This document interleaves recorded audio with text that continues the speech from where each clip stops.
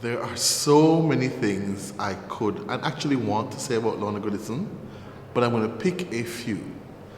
First, writer extraordinaire. I think her ability to capture worlds on a page it's amazing.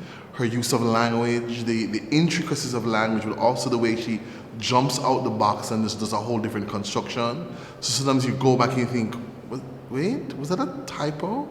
So she just gets ultra poetic or just, becomes very metaphysical almost in the way she writes. And I love that about her. So in the middle of a regular prose piece of writing, she just slips some poetic styling in there. And then the poetry on the page is just a beauty, not just to read, but also to hear read.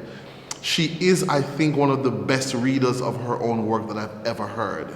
One of my first life-changing experiences, I heard her read I Come Through at Philip Sherlock.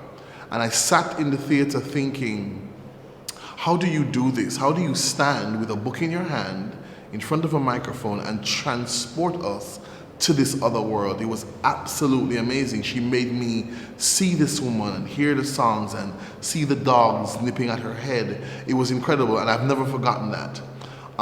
We took boldness and invited her to be a guest reader on an idea I had for the Drama Society called As Yet Untitled. It was a poetry and spoken word. She said yes, she came, she read, done the place, as she always does. And I thought she'd leave, but she stayed and watched the whole production. And when we were done, she said to me, what inspired you to put this on? Because this is very unusual for the Drama Society students at UWI. And I said, I was just moved to kind of explore the spoken word and poetry on stage. And she squeezed my hand and she said, bless you. She said, in your life, there are going to be naysayers who discourage you from the rhythm of your own soul, from the dialogue that goes on inside you. Don't listen to them. Always follow that voice. And I've never, never forgotten that.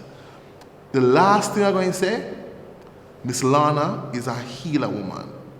There is mysticism and ancestry and healing and power and prayer embedded in her work. And that for me is one of the most exciting things. She blesses you. It's transformative, and she stands in that reality, and it's in her voice. So when you hear her read, for me, that's what's going on. She's lifting the words from the page like balm and giving it to us to heal us.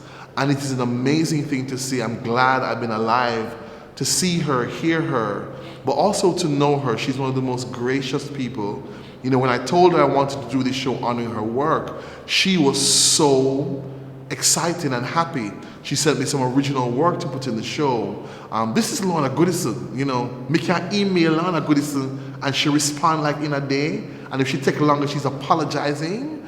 Love her, love her, love her. And I'm so glad we're getting to do this for her. But I also think we should do it for all of our elders and icons in literature, in theater, in the arts. Bless them up, love them up, hug them up while they're here, while we have them. So Miss Lorna, enough love every time.